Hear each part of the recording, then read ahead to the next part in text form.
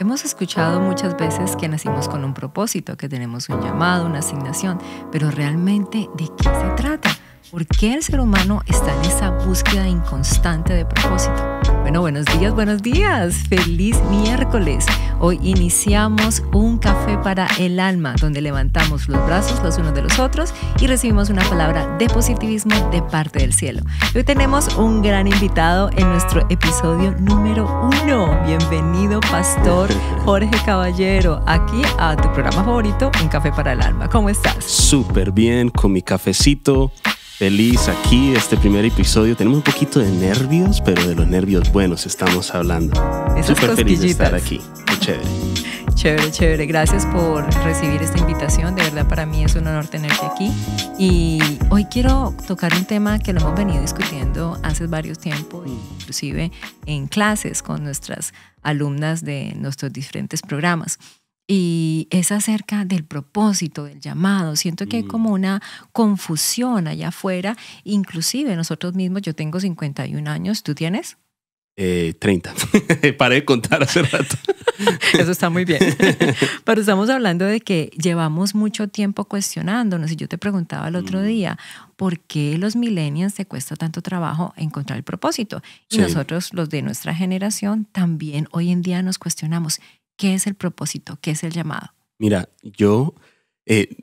lo que yo pienso del propósito y del llamado, todo tiene una base y fundamento, es en la palabra del Señor, pues es lo que conozco y es lo que para mí vale la pena conocer más que cualquier otra cosa. Pero yo sé que tú tienes mucho, no sé en español cómo se dice, pero insight de realmente qué sucede en nuestras mentes, que de pronto nos está bloqueando de hacer eso. Pero para mí y mi generación es que hemos de pronto puesto nuestra identidad en las cosas que hacemos, y con las redes sociales, con la farándula, todo lo que vemos en nuestra cultura hoy, se ha glorificado la asignación. Y tanto que yo crecí aquí en los Estados Unidos, llegué a los 10 años de Colombia, pero ya cuando estaba en mi último año de high school, la pregunta siempre era, ¿y tú qué vas a hacer? ¿Qué vas a hacer? ¿Qué vas a hacer? Y no es que quién vas a hacer, sino qué vas a hacer. Y la gente quería saber es a qué me voy a dedicar, qué voy a hacer con mi tiempo. Más nadie me preguntó en quién te está moldeando el Señor, o sea, quién te ha llamado Dios a hacer. Entonces toda la energía se va, oye, ¿qué es lo que voy a hacer? Y mi carrera se vuelve mi identidad, mi producto se vuelve mi identidad, o de pronto hoy en día mi branding, ¿sí? Mi marca se vuelve mi identidad. Y cuando eso ya no está, me veo en una crisis tremenda. Entonces muchos millennials y hasta Gen Z, sobre todo, tú le preguntas quién fuiste llamado a ser y te dan una carrera o una asignación. Y creo que esa falta de conexión entre qué es un llamado real y cuál es una asignación es lo que contribuye de pronto a esa confusión. O sea, que podríamos decir que la falta de identidad contribuye sí. a no entender nuestro propósito. Total. Cuando tú ves en la Biblia, cada vez que el Señor llama a alguien, los llama con algo de identidad, los llama por nombre. Pienso cuando los primeros discípulos de Jesús están en la barca y están tratando de pescar, el Señor les dice, síganme. Y aunque pareciera que eso es una respuesta a algo que les está llamando que hagan algo, vengan y síganme, para un judío, cuando un rabí te dice sígueme, realmente lo que te está diciendo es camina conmigo y aprende a ser alguien nuevo. Eso es lo que ellos estaban escuchando. Entonces el Señor no les estaba pidiendo un cambio de carrera, sino les iba a ayudar a descubrir quiénes realmente eran. Con una falta de identidad, creo que realmente es una de las pandemias más grandes que ha tenido, yo creo que el mundo entero, pero lo vemos mucho en nuestra generación.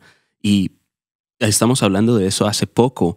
Nuestra identidad, entonces la empezamos a buscar en otras cosas, la empezamos a buscar en otras personas. Si siento que yo fui llamado a ser un jugador de fútbol, el día que me lesiono, ¿qué pasó con mi llamado? ¿Qué pasó con mi identidad? Ya quién soy. Soy un jugador de fútbol lesionado, o sea, ya se corrompe mi identidad. Entonces no es lo que estoy haciendo, tengo que buscar a qué fui llamado. Pero ya solo decir llamado requiere saber que alguien te está llamando. Para mí, sin Dios, ¿quién te está llamando? ¿El universo? ¿Los aliens? ¿Quién te está llamando? No, es Dios el que nos llama. Y si Dios es una persona y Él es personal, realmente te está llamando a descubrir una identidad. Y eso se descubre también conociendo quién Él es. Y yo no sé si ya me estoy adelantando mucho, pero yo creo que parte de lo que vamos a cubrir hoy, me estabas hablando, tiene que ver mucho con en qué estamos siendo edificados y dónde, y la importancia de la comunidad. La palabra dice en Génesis 2:18, no es bueno que el hombre esté solo, entonces el Señor le hace una ayuda. Muchas personas lo ven con una visión de túnel y creen que entonces no es bueno que un hombre esté soltero. Eso no es lo que está diciendo la Biblia. Jesús no tuvo esposa y vivió la vida más increíble de la humanidad entera, pero no estuvo solo. Y yo creo que lo primero que tenemos que entender es que para encontrar nuestra identidad y por eso nuestro llamado y gracias a eso nuestras asignaciones, hay que tener una relación con el Señor. No puede hacerse solo. Tú no puedes empujar hasta encontrar tu identidad. Para mí eso no existe. Se necesita el Señor para hacerlo. Inevitablemente no se puede escapar la realidad que el Señor te va a ayudar a encontrar tu identidad, tu llamado, tu asignación, con tu relación individual con Él, pero también conectándote a algo más grande que es el cuerpo de Cristo. Correcto. Cuando me decías que quizás te estás adelantando un poco, me gustaría como retroceder un poquito en el pasado y cuando ibas a salir de la high school, ¿cómo lograste, o sea, te visionaste? O sea, Tato, a los 18 años, 17 años que te graduaste, a esa edad pensabas, oye, voy a ser el pastor de una iglesia de 300, 400, 500 miembros. ¿Te figurabas? Yo a mis 29 voy a estar haciendo eso. ¿Sabes? Por poco ni salgo del high school. Empecemos con eso. Saliste con abogado. De verdad que no, es que ya eso será para algún otro día, no sé, pero yo siempre fui un muy buen estudiante en términos de sacar buenas notas, pero no me gustaba el estudio realmente. Y mis padres tenían mucha confianza en mí porque veían que las notas llegaban bien, pero la ética de estudio y mi responsabilidad y mi madurez estaba en un nivel muy bajo. Me dejé influenciar mucho. Cuando yo llegué aquí a los Estados Unidos y muchas personas de pronto que son segunda generación, aquí llegamos y nos introdujimos a un nuevo país, saben que llegas con cierto nivel social y cultural de tu país y entras como un bebé social a otro.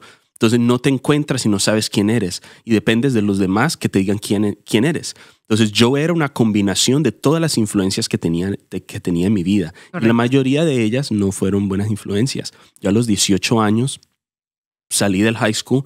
Tuve que pasar 2 meses antes de salir de high school tomando clases online porque había fallado tantas clases.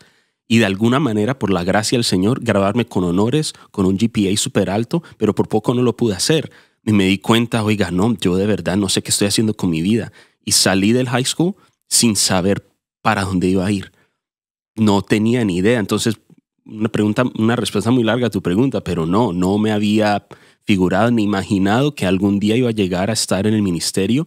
Antes yo creo que de las cosas que quería hacer, pastor era lo último, porque mi papá fue pastor toda la vida prácticamente y yo vi el lado pesado y doloroso de la iglesia, es lo último que yo quería. Correcto. Eso me trae a mi siguiente pregunta, es, entonces, ¿cómo llegaste a seguir tu llamado? Sabes, mi papá era el pastor del lado hispano de la iglesia. Desde que llegamos nosotros en el 2004, fuimos a varias iglesias a buscar un lugar donde echar raíces. Y uno de los pastores de la iglesia a la que fuimos le dijo a mi papá, usted ya no puede venir a esta iglesia. Y quedamos como sorprendidos. Claro. Y él le dijo al pastor Ricardo de la iglesia misionera, él falleció ya hace tiempo. Él le dijo a mi papá, porque tú tienes un llamado sobre tu vida y tienes que ejercerlo. El Señor te ha llamado a liderar su pueblo y necesitas correr y buscar lo que el Señor tiene para ti. Ellos comenzaron una iglesia, mis tíos con mi papá en Colombia, Plenitud de Vida, una iglesia que hoy en día está floreciendo, está haciendo cosas increíbles. Cuando mi papá se graduó de ingeniero industrial, él tomó su diploma, su toga y todo, se lo dio a mi nonita, le dijo, esto es suyo, vamos a ir a sembrar una iglesia.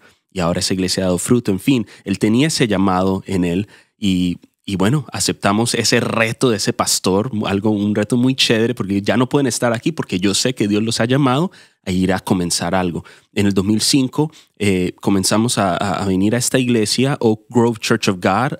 Durante ese tiempo tenía un ministerio en español. Después de unos meses, mi familia fue nombrada como la familia pastoral de ese ministerio. Pero en el 2017, el Día del Padre del 2017, mi papá falleció de una condición muy extraña, donde parte de su sangre en su cuerpo era muy líquida, la otra parte muy espesa y no sabían cómo tratarlo. Le quitaron el vaso, eso se complicó y fue de repente. En un año teníamos a mi papá bien jugando fútbol en las canchas de fútbol 5 y ya no estaba.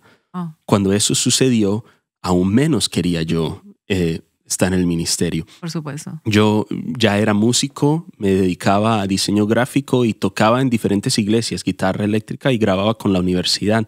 Y yo dije, ya esto es cómodo para mí, tocar mi guitarra y está bien. Cuando mi papá falleció, al principio, la reacción fue decir, mi papá dejó su sangre y su sudor en esta iglesia, eso fue lo que lo mató. Eso fue, obvio, fue una reacción muy natural, muy física, y tuve que responder espiritualmente. Mi papá siempre lo decía, reacciona naturalmente, pero responde espiritualmente. Y después de orar con mi familia nos dimos cuenta que el Señor todavía, Él no había, solo porque mi papá falleció, sentimos que ese llamado no había sido quitado en nuestra familia. Mi tío Eduardo tomó el manto y empezó a pastorear aquí en español, que de hecho yo nunca le desearía a nadie eso, después de que se muere la figura pastoral de la iglesia, que alguien que se parece mucho físicamente a él entre sin darle tiempo de lamentar la pérdida de su hermano y que sea igualito a él. Imposible, imposible. Pero el Señor hizo cosas grandes, hermosas, y durante ese tiempo yo continuaba con el ministerio de adoración, pero ya llegó a un punto en el que sentía del Señor, hay una asignación para tu vida, y ese tiempo, después de high school, y cometí muchos errores. Hay personas que hoy en día me conocen por barbaridades que hice, pero ya no soy esa persona. Pasó mucho. Cuando mi papá falleció, toda la madurez que tuve que tener en toda mi vida la tuve en esos años después de que mi papá falleció. Fue como meterme en una nave espacial, un cohete, y casi, o sea, me derretía de lo rápido que estamos moviéndonos. Wow. Pero hubo un cambio. El catalyst, como que lo que explotó todo, fue que un día tuve el teléfono de mi papá y estaba mirando los mensajes de texto que él tenía con un pastor amigo de él, donde le dijo, mañana ya no voy a estar. Es el turno de mi hijo. Y para mí eso cambió todo. Y yo sé que el Señor te confirma cosas, pero también entiendo que Él a veces lo hace, muchas veces lo hace a través de otras personas. ¿Y quién más que mi papá? Y en ese momento dije, bueno, Señor, ya no le voy a oír más a esto. Vamos a hacerlo. Tú me conoces y tú sabes que no tengo la experiencia, el conocimiento. Tengo un pasado que me descalifica de todo esto. Así que esto va a ser un milagro y lo vas a hacer tú. Y ya eso comenzó ya en el 2000, a finales del 2018, comienzo el 2019. Wow, qué tremendo, porque nuestro pasado no nos define. Sí. Y no define nuestra identidad. That's right. Mas, sin embargo, para los que amamos a Dios, todas las cosas obran para bien, para ese propósito al que Él nos llama. Sí. Entonces, eso me trae a la definición. ¿Cómo definirías tú propósito, llamado, asignación? Sí. En corto, la asignación es lo que tú estás haciendo hoy. Hay personas que nos están escuchando ahorita manejándose su trabajo. Ahorita son un empleado en un trabajo y está bien, porque es lo que están haciendo. Eso va a cambiar cuando lleguen a casa. Una mamá de familia que tiene un trabajo, una carrera, ella está ejerciendo como profesional, pero cuando llegue a casa va a ser mamá. Y son diferentes asignaciones. Aunque bueno, ya después de hablar de ser mamá y papá, para mí eso ya es parte de un llamado increíble. No lo soy todavía, pero entiendo. El llamado es quién tú eres siempre. Siempre quién eres. Entonces, para mí, nuestro llamado aquí con Carlitos, siempre lo digo porque casi que somos uno. Si yo estoy, él está también. Es ser personas que son una extensión del abrazo de familia de Cristo. Eso lo somos donde sea que vayamos. Carlitos está en un Starbucks y hizo sentir a alguien como si fuera familia. Yo estoy en algún otro lugar, hago que alguien se sienta. No espero a que estemos en la iglesia para que se sientan así. A eso nos llamó el Señor. Pero tiene un propósito eso. Mi asignación es ser el pastor de altar y esa asignación cumple un propósito. Y el propósito de mi asignación no es que se cumpla mi llamado, no, mi llamado también tiene un propósito. Y el propósito de mi asignación es que la gente conozca quién Cristo es y que conozcan quiénes son en Cristo. Mi llamado de ser una extensión de la familia de Cristo hace que la gente conozca quién Dios es y que se conozcan en Cristo. Y en mi vida personal, cuando no estoy pastoreando y cuando estoy solo en mi cuarto, ¿con quién voy a hacer una extensión de la familia de Dios? Pues conmigo. Mi propósito es conocer a Dios y que yo me conozca en Cristo. El propósito está antes, durante y después de tu asignación. Por siempre. Ya. Excelente. Yeah. Eso me trae a entender cuando yo llegué aquí a la iglesia, hace muchos años, recibí a Jesús en mi corazón, mi vida cambió por completo. Pasé por altos, bajos, por valles, por una cantidad de situaciones que hoy en día las aprecio y las valoro y las bendigo y no cambiaría absolutamente nada de mi vida de esos 51 años. Por el hecho de que pude comprender y entender que todo obraba para bien. Sí. Y cuando llegué hace un año aquí a la iglesia, hubo algo que me llamó mucho la atención. Y es que al final, primero que saludabas, hola familia. Sí. Hola familia. Y siempre nos dices, somos familia. Y sí, yo he sentido la comunidad como una familia. Y el ser humano fue creado para co-crear entre familias. No nacimos como islas. Si no, Dios hubiera cogido a Adán, lo dejaba en un lado y a Eva en otro lado y de vez en cuando júntense y sigan su camino por delante. Mas, sin embargo, llegamos a una familia. Sí. Eso me llamó mucho la atención. ¿De dónde sale el somos familia? Lo de somos familia, más específico, this is familia, representa como lo multicultural y multigeneracional que nuestra comunidad es. Pero todo eso viene porque nos dimos cuenta que una manera muy fácil de comenzar una iglesia es tratarlo como una organización, donde todos se visten igual, todos hablan igual. Lo más importante es la identidad de mercado de esa organización. Los negocios florecen más rápido así, porque no hay disconnect, todo es cohesivo, es lo mismo, se ve igualito. Tú vas a la tienda de Apple y todo es un iPhone, todo es blanco, todo Correcto. tiene la manzana. Pero cuando tú lidias con personas que están pasando por momentos reales en su vida, te das cuenta que no puedes ponerle el mismo uniforme a todo el mundo.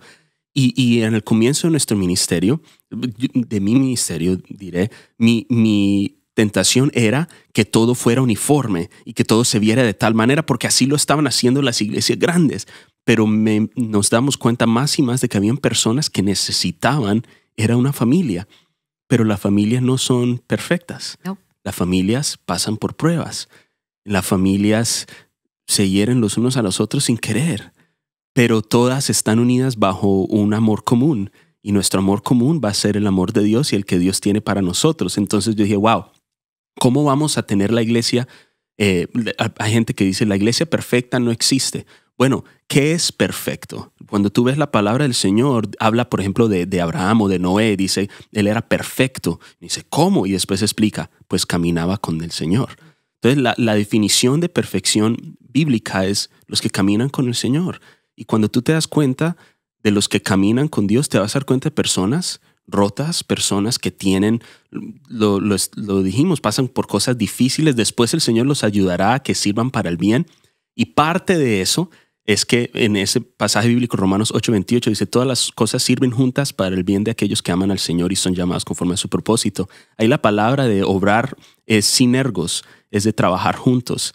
Y la manera en la que lo leía un judío del primer siglo es, todas las cosas obran con Dios y con los que aman a Dios para el bien de los que fueron. Entonces dijimos, wow, el Señor nos ha llamado a ser colaboradores del Señor para que todas las cosas obren para bien. Las cosas solitas no se transforman en bien, son la mano del Señor a través del cuerpo de Cristo, que es la iglesia. Y dijimos, wow, qué chévere es eso, pero cada vez que hablamos más y más de eso nos damos cuenta que no era una compañía, no era una organización, era una familia. Y en la familia el papá es el Señor, no el pastor. Entonces ya no tengo la presión de que toda la gente tiene que ser como Tato. Eso sería horrible. Más bien me siento como familia y puedo saludar a la iglesia. Aquí la gente me dice Tato. Dice, ¿cuál es el pastor? Y yo digo, calladito, ya ellos después se enterarán. Sabes que yo hice la primera vez que vine, fui y te saludé y te dije, tú eres el pastor de jóvenes. Sí. ¿Dónde está el pastor? Nosotros ni idea, quién sabe dónde estará. y se siente familia. Claro, hay personas que han pasado aquí, un disclaimer, que han pasado por la iglesia y de pronto lo que ellos piensan que una familia debe ser, no lo sienten porque se dan cuenta de que hay personas rotas aquí y una familia no debería ser un lugar perfecto. No. La familia es el lugar donde entendemos que somos humanos, pero que el Señor está con nosotros y si vamos a ser colaboradores del Señor, no vamos a ser empleados, sino hijos. Hijos y hermanos son una familia. Bueno, de hecho, cuando estamos rotos, ¿a dónde llegamos? O sea, cuando he tenido un día así súper tenaz, por ejemplo, los que son casados y tienen a sus padres que no viven con ellos, ¿a dónde llegan? A la casa de los papás. Sí. ¿Qué haces tú cuando llegas a la casa de tu mamá? Abres la nevera, sí, o sea, te sientes yo tengo en casa. llave, yo ni toco. Exacto, ni tocas. Entonces, es parte de la familia. Esa es la idea. Sí, y esa es la idea de poder llegar a un sitio donde tú te sientas rota, no te sientes juzgada, te sientes familia. Sí. Más sin embargo, he identificado mucho que después de la pandemia, del COVID, hubo una falta de congregación. Ya la gente no quería congregarse, ya la gente decía, no, pues yo puedo congregarme aquí online o que pues voy a escuchar un podcast o una prédica y eso es suficiente, Dios está en todos lados. Inclusive personas que conocían y sabían la necesidad de venir y congregarnos y recibir la palabra y alimentar la fe. Pero ¿qué pasó durante ese tiempo? Muchas personas estaban sintiéndose solas. Sí. Y esa soledad provocó en muchas personas una cantidad de sucesos en sus cerebros. Se afectó la salud mental de muchas personas. Sí. Yo te quiero hacer una pregunta porque para mí fue muy cuestionable el comprender y el ir a buscar una salud mental desde la fe. Y te quería preguntar si en algún momento de tu vida, porque el liderazgo incluye mucha soledad, ¿en algún momento de tu vida te has sentido solo? Sí, total. Definitivamente me he sentido solo. Yo creo que el ministerio es en parte pareciera ser desierto muchas veces y en el desierto te puedes llegar a sentir solo. Hoy en día me he dado cuenta que nunca lo estuve, pero como nadie puede entender, ni mi esposa, lo que se siente ser pastor, lo que se siente luchar con las expectativas, lo que se siente de pronto la voz del enemigo que te dice no eres suficiente, acuérdate de lo que hiciste antes, antes de Cristo. Saca la lista. Sí. Pues se siente uno muy solo. Sí, definitivamente he sentido eso. Tú sabes, no sé si sabías, pero más de 1,000 pastores cada mes en los Estados Unidos paran de ejercer ministerio, renuncian. Al mes, yo no sabía que habían tantos pastores al mes, cada vez. Y lo que siempre sucede es que se sienten solos y burnt out, cansados, quemados, agotados. Exacto, agotados. Sí.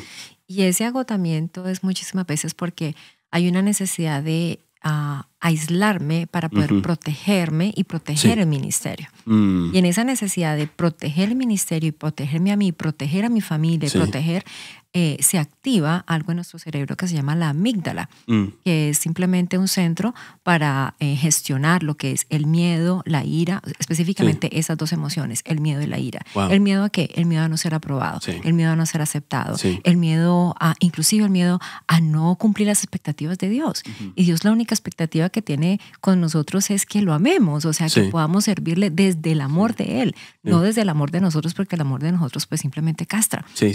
Entonces, cuando yo logré entender esas partes de cómo trabaja nuestro cerebro y cómo la soledad crónica afecta literalmente todo nuestro organismo y los riesgos tan grandes que hay, venimos y vemos este tipo de personas como pastores que se retiran porque no son capaces de gestionar sus emociones. Sí. ¿Consideras, eso me lleva a mi última pregunta, y es, ¿consideras que la salud mental se debe tratar en las iglesias? 100%. ¿Sabes? Cuando los judíos del primer siglo, los hebreos de antigüedad, todos ellos escriben mucho sobre el corazón escriben mucho sobre el alma, ¿sí? Y hemos compartido eso mucho, ¿no? En nuestros grupos aquí en la iglesia. Pero para ellos el corazón, nosotros hemos hecho un mal trabajo de divorciar el corazón de lo que realmente es y pensamos que es solo el lugar donde viven las mariposas o los sentimientos. Entonces, cuando la palabra dice que el corazón es engañoso, pensamos que sí, cuando yo me enamoro de alguien, eso es engañoso. No, lo que la palabra está diciendo es que tu mente es engañosa. Tu hombre interno es engañoso y necesitas que Dios te ayude a navegar eso. La palabra engañoso significa tierra resbalosa. Y el corazón, la mente, nuestra salud mental puede llegar a ser un lugar muy resbaloso. Es muy importante que las iglesias ayuden a que las personas sean mentalmente sanas. Parte de la santidad es eso, creo yo. Entonces sí, 100% es increíblemente importante lidiar con la salud mental porque corremos el riesgo de aislarnos y disfrazar eso de que vamos a trabajar en nosotros mismos. Hay personas que dicen eso, I'm going to work on myself, voy a trabajar en mí mismo. Si algo hemos aprendido aquí en Altar es que Dios trabajando en ti siempre será mejor que tú trabajando en ti mismo. Y cuando el Señor te lleva a relación con Él, te va a poner en lugares con otras personas donde vas a poder ver que, mira, la evidencia de que mi salud mental está siendo sanada por el Señor es que exhibimos el fruto del Espíritu Santo, exhibimos el carácter de Cristo, pero Cristo mostró su fruto y su carácter en comunidad. Entonces, sí, tenemos que enfrentarnos a nuestra integridad mental, pero en el contexto también de la familia del Señor. Yo creo que ahí es increíblemente importante porque mi mente estaba tan rota cuando mi papá falleció y me desconecté de mis amigos, no hablé con nadie y cada vez yo luchaba por aceptar mi realidad manufacturando una realidad que no existía. Yo estoy solo, no quiero hablar con nadie y esa es una realidad falsa. Y puedo llegar a decir, bueno, ya está bien, no importa, no voy a hablar con nadie, ya acepto lo que me pasó. Y salgo de la puerta y está llena de gente y ahora no sé qué hacer. Me veo solo, me veo desesperado. No, es importante hablar de la salud mental en las iglesias, dar esos recursos y también ejercer eso en contexto de comunidad. Y ahí tocas un punto importante y es que la soledad realmente no es si estamos con alguien o no estamos con alguien. Right. Tú puedes estar en un concierto y sentirte la persona más sola del mundo entero. Yeah. Entonces, la soledad básicamente es la necesidad, o sea, la conexión, la necesidad de conectar con otros seres humanos. Sí. Esa necesidad es necesaria para nuestro cuerpo, para nuestra salud mental y además de eso para nuestra salud espiritual. Sí. Cuando mi salud mental se afecta mi salud espiritual. Sí.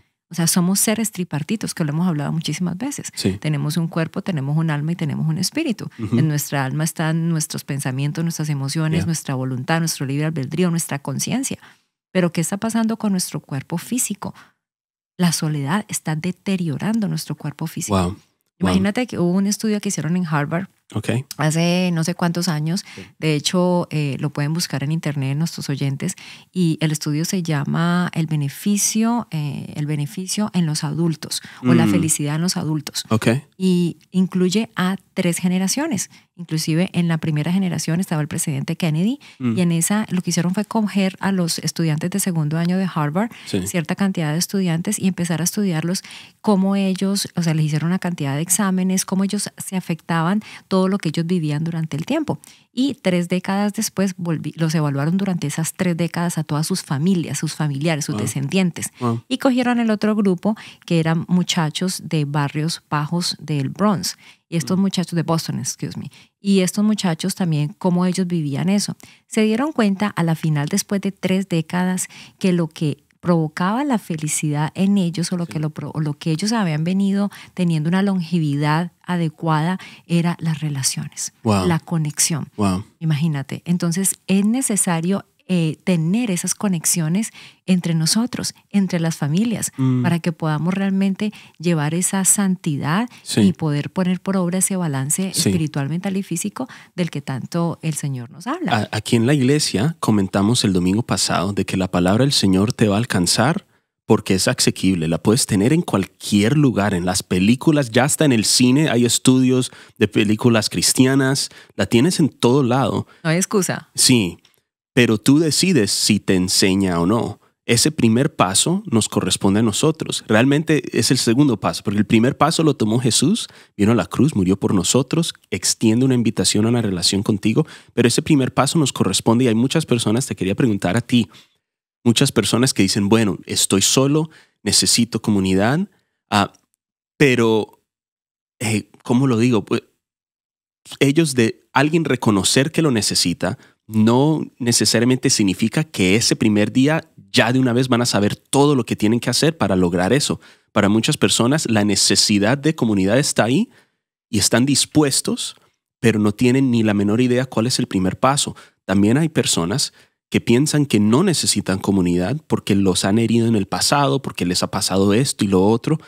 ¿Cuál sería, dirías tú, un primer paso práctico para una persona que realmente necesita conectarse a una comunidad que le dé vida? Bueno, ya el primer paso lo hizo, que es reconocer. Sí. O sea, reconocer que está siendo afectado. Okay. ¿Cómo se da cuenta que está siendo afectado realmente por la soledad? Por una soledad crónica. Estamos hablando de una soledad crónica. Sí. No es lo mismo, vos hice un detox y me ausenté de redes sociales. Sí, eso es retirarte. Etcétera. Eso es retirarte. Pero ya cuando hay una soledad crónica, cuando estás en medio de la gente y te sientes sola, yo lo viví. Wow. Yo lo viví aproximadamente 6 meses, donde yo me sentía, estaba dando una conferencia a 300, 400 mujeres y me sentía sola. Sí, te entiendo. Completamente sola, hundida en la soledad. Cuando ya eso se afecta a tu sueño, afecta a tu concentración, escúchame bien los que están aquí escuchándonos, afecta tu concentración, afecta tu sistema digestivo, afecta tu corazón. Hay estadísticas que nos hablan acerca de las probabilidades de muerte de una persona por infarto. Es muchísimo más alta que una persona que no tiene una soledad crónica. Entonces la soledad crónica, ya una vez tú has dicho, ok, listo, ya reconozco que tengo inclusive hasta repelo para irme a acercar a alguien. Ese es el primer paso, lo reconociste. El segundo paso es empieza a hacerlo de manera paulatina. No llegues a sitios gigantes. Claro. O sea, no hay necesidad de irte a un concierto o a una super mega iglesia para sentirte parte de. Yo diría que el primer paso es buscar grupos pequeños. Ya después de grupos pequeños, empezar a ir ya a algo un poco más grande, dándote la oportunidad de decir, ok, levanto la mano, ¿quién me quiere? ¿Quién me puede escuchar? Habemos personas que estamos en la parte de la consejería, habemos personas que los psicólogos, los especialistas, o sea, si ya hay un desbalance químico en tu cerebro, hay una necesidad de buscar a un especialista, a un médico que te ayude a balancear por un tiempo en esa parte química y después entonces tú puedas venir a congregarte. Eso en esa parte. Un paso supremamente importante es ir a Dios. Claro. O sea, pienso que es el más importante. Es invitar al Espíritu Santo a sentirte, porque Él es el consolador, es el que va a venir, el que te va a abrazar. Eso fue lo que yo hice. Wow. Yo me metí en 3 días de ayuno espiritual. Wow. Y en ese ayuno espiritual yo le decía, Señor, necesito que me abraces. Yo se lo pedí, yo lo anhelé. O sea, yo le dije, me siento sola. Conozco la teoría, conozco toda la química en mi cerebro, sé lo que está pasando en mí. No me está ayudando ni un psicólogo, no me ha podido ayudar. ¿Qué hago? Señor, necesito que me abraces.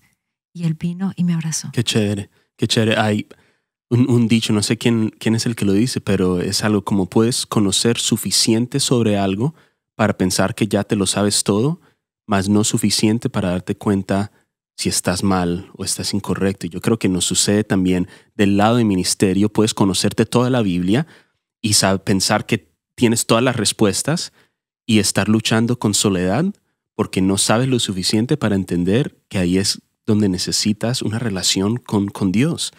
Hay personas de pronto que pueden estar escuchando esto que no son cristianos. A ellos yo les diría, todas las maneras de ver la vida, todas las grandes religiones, todas te piden que hagas cosas para llegar al estado de Dios. Entonces, en el budismo, si te estás sintiendo solo, pues ve a meditar hasta que te guste estar solo, ¿no? Si eres hindú, pues haz suficientes cosas para que la próxima vez que reencarnes de pronto tengas amigos. No sé, no quiero reducir las cosas así, pero vas a Cristo y en vez de Él esperar a que tú seas quien tienes que ser o que logres el estado de deidad, La palabra dice que Él no tomó ser Dios como algo a que aferrarse, sino que se hizo como uno de nosotros. O sea, ya el principio del cristianismo es una relación. Por eso es que ir a Dios es tan efectivo, porque la palabra dice que el Señor nos hace aceptables. El mundo te va a decir, acéptate y ama quien eres. Y yo creo que es importante amar quienes somos, pero si lo que somos está herido, yo no tengo que amar eso, tengo que dejar que el Señor me ayude a cambiar. Y el Señor es el que me hace aceptable. Y creo que reconocerlo como lo que tú dices y también ir a una ayuda específica.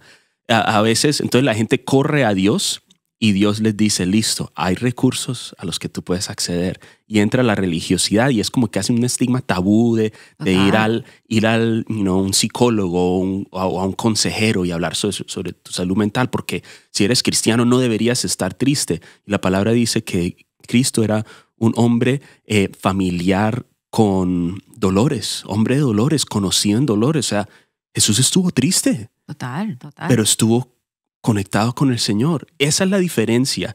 La diferencia no es que los cristianos no pueden estar tristes, es que cuando lo estamos en comunidad y en comunidad con el Señor y con los demás. Jesús dice, ¿quién estando enfermo no busca un doctor? Entonces yo creo que también ese es un paso muy importante para algún cristiano que se esté sintiendo solo, es asegurarse que esté en una comunidad donde se siente como familia y lo estén edificando, pero también si ya tú dices, si es algo que es un imbalance químico, es algo que de verdad está afectando. Los pastores nos dan demasiado crédito. Busca a alguien que sepa. Eso es buen consejo. Y no solamente buscar a alguien que sepa. Mira, en estos días te voy a poner el ejemplo de una de mis estudiantes. Okay. Nosotros trabajamos con diferentes grupos y en esos grupos lo que hacemos es ayudarlas a encontrar ese balance espiritual, mental y físico para que lleguen a ese propósito. Porque cuando estamos en ese desbalances, no solamente químicos y hormonales, por ejemplo, yo ahorita estoy pasando por la menopausia, hello a las mujeres que están pasando por la menopausia, es completamente normal llegar a sentir como que, ay, me siento como rara, me siento como sola, me siento como que no estoy ubicándome o tengo un desenfoque a nivel cognitivo. No está pasando, no es que tengas una soledad crónica, sino que hay una situación, un proceso que está pasando normal de la vida, aislando esos procesos normales de la vida, hay momentos en que el estado crónico, o el sostener un estrés crónico te lleva a una descarga de cortisol y esa descarga de cortisol inclusive en la soledad crónica se da. Y eso aumenta el tamaño de la amígdala. Al aumentar el tamaño de la amígdala y al desbalancearse absolutamente todo, hay una necesidad de una ayuda. Esta estudiante que te digo había nacido en una familia cristiana, completamente, había sido levantada en el cristianismo, mas sin embargo había una religiosidad. ¿Sí? Sentía que su Padre Celestial no era suficientemente amoroso con ella, entonces ella sentía vergüenza y culpa porque había entrado en un divorcio.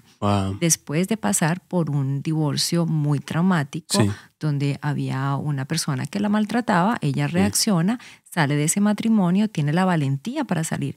Pero después de esa batalla, porque fue una batalla, el divorcio es una batalla, una pérdida, un luto que está pasando. Después de que pasa por eso, ella se da cuenta de que está en una tristeza profunda, en una soledad profunda. Y en esa tristeza profunda, soledad profunda, llega a nosotros donde manejamos una cantidad de profesionales y la ayudamos a salir y encontrar ese balance para encontrar ese propósito. En la última sesión que tuvimos, que era acerca justamente de reconocer esos dones y talentos que Dios les había dado, esta mujer ella me decía, yo llegué aquí pidiéndole a Dios, no quiero que esto sea una charla más. O sea, yo no sé si tú alguna vez has tenido terapia psicológica. Yo he ido a psicólogos y yo me sentía así. Yo decía, ay, yo no quiero ir a simplemente contar mis problemas, yo quiero que me los resuelvan. Entonces llegamos buscando, dígame qué es lo que tengo que hacer. Y resulta que la persona o el psicólogo o el consejero no es necesario que te diga qué tienes que hacer, sino que dentro de ti busques la respuesta. Y ahí es donde viene el Espíritu Santo que te va a guiar a esa respuesta, quitando todos sus velos de tus ojos. Pero ¿qué pasó con esta chica? Llegó, ella me decía, yo no quiero que esto sea una charla más. Entonces empezamos a indagar en su propósito. Al final de la sesión me decía, wow, ¿y sabes cómo lo logramos? Estudiando el Salmo 139. Chévere. Cómo el salmista David reconocía primero el aquí y el ahora. Sí. Examíname, tú sabes en dónde Sí. estoy, tú conoces mi sentar, tú conoces mi levantar. Luego invita al Espíritu Santo a que reconocer todo, que no los quiero parafrasear. Pero le dice, en el 139:7 dice, ¿a dónde me iré de tu espíritu? Wow. Y aquí espíritu está con capital letter, con Sí. mayúscula. Sí. Está hablando del Espíritu de Dios. ¿Y a dónde huiré de tu presencia? O sea, está reconociendo que ahí está el Espíritu Santo. Wow. Y después de eso empieza a ir, Dios lo lleva, el Espíritu Santo lo lleva al momento de su concepción, Wow. desde antes de su concepción. Sí. Y le dice, porque tú formaste mis entrañas, porque tú me hiciste en el vientre de mi madre, Wow. porque te alabaré, porque formidables y maravillosas son tus obras. Yo te hago una pregunta, Tato. ¿Cuántas ecografías habían hecho en esa época de David? ¿Cierto? Ninguna. Ninguna. Thank you. Entonces, ¿de dónde saca David esta Wow. revelación tan hermosa que le dice, estoy maravillado y mi alma lo sabe muy bien? O sea, mis pensamientos lo saben, mis emociones lo saben, mi voluntad lo sabe. Mi embrión vieron tus ojos y en tu libro Wow. estaban escritas todas aquellas cosas que fueron luego formadas sin faltar una de ellas. Wow. Cuando esta mujer hizo clic en eso, Tato, empezó un llanto, me decía, se derramó una unción en ese momento en ella. Wow. Y Qué ese lindo. bloqueo mental que tenía ella, que no la ayudaba a ver su propósito de parte de Dios, Sí. que era alabarlo a Él, Qué chévere. amarle a Él, sentirlo como papá, Sí. su identidad se afirmó e Sí. inmediatamente se cayeron todos esos velos. Genial. ¿Sabes? Me encanta el versículo 8, donde dice, si subiera a los cielos, allí estás tú. Y si en el Seol hiciere mi estrado, he aquí, allí tú estás. El Seol era un limbo espiritual. Era el lugar a donde va la gente muerta. Y saber que hay veces donde nuestro espíritu y nuestra mente se sienten en un limbo, en un lugar pareciera hasta de muerte espiritual, el Señor está ahí. Ahí está, Qué chévere. ahí está, en todas Me nuestras encanta ese salmo. circunstancias. Bueno, y aquí hay mucha tela para cortar, porque de verdad que hay momentos en que cuando estamos bajo ese estrés, bajo esa soledad, quizás tristeza, o quizás simplemente nos creemos autosuficientes, pero se nos cae el piso, se nos Ajá. mueve el piso, Ajá. sabemos a dónde podemos correr. Sí es. A mí me gustaría que nos invitaras a ¿por qué motivo yo quisiera venir a congregarme al altar? Wow. ¿Quieres ir a una iglesia llena de personas rotas? Ven al altar. Total. Al hospital. Sí, sí. Bueno, yo diría eso. La gente dice la iglesia es un hospital. Pero a veces las iglesias, en otro país siempre decimos, las personas piensan que la iglesia es un hospital donde todos están bien. Y el único hospital donde todos creen que están bien es un manicomio. Entonces nosotros somos una iglesia, un hospital. Somos un lugar donde sabemos que el Señor está haciendo una obra en nosotros, que Él la completará hasta el final, que Él está con nosotros siempre y lo hacemos juntos. Esto lo vivimos juntos. Por eso invitaría a alguien al altar. ¿Quieres experimentar un camino con el Señor de una manera que Él la diseñó, o sea, en familia? This is familia. There you go. Esto es familia, sí. There you go. Bueno, Tato, muchísimas gracias por atender a este llamado, a esta invitación de Un Café para el Alma. Y a todos los que nos están oyendo, por favor, síganos en nuestras redes como Carmenza Mosquera. En Altar nos pueden encontrar como... Sí, en Instagram estamos como Altar is Familia. Okay. Y bueno, ahí es donde manejamos prácticamente todo. También la gente puede descargar nuestra aplicación de Altar Tampa en Apple Store, Google Play, como sea. Y ahí tenemos información de nuestros ministerios, servicios y cosas así también. Excelente. ¿Sí? Así que, por favor, no dejen de vernos. Cada miércoles vas a estar recibiendo una notificación acerca de este podcast y en YouTube les voy a invitar a que suscriban, que hagan clic en la campanita, se suscriban a mi canal y puedan ver los episodios cada miércoles. Que sea el Señor bendiciéndoles y nos vemos en nuestro próximo Un Café para el Alma. Chao. Chao, chao.